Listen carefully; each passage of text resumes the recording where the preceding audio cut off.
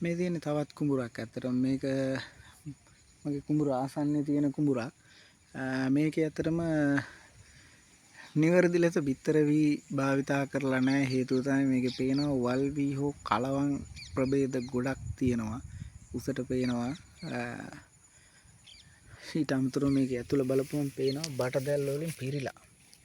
ඉතින් මේකේ නිවැරදි පැල ගහන්නේ නැහැ. එතකොට මේ ගොයම් ගහකින් එන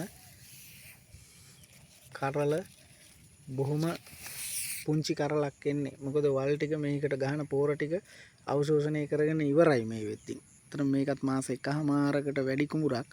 ඉතින් මේ වගේ කුඹුරු කරලා ගොඩක් ඵලදායී වෙන්නේ නැහැ. අපිට මෑත කාලීනව ගත්තාම සීසෑම පොහොර එතකොට අනිකුත් ශස්‍ය කටයුතු වලට යන ගොඩක් වෙලාවට වියදම වැඩි. ඒ නිසා මම හිතන්නේ වල් ටික පාලනය කරගෙන හොඳට කරගන්න වෙනවා.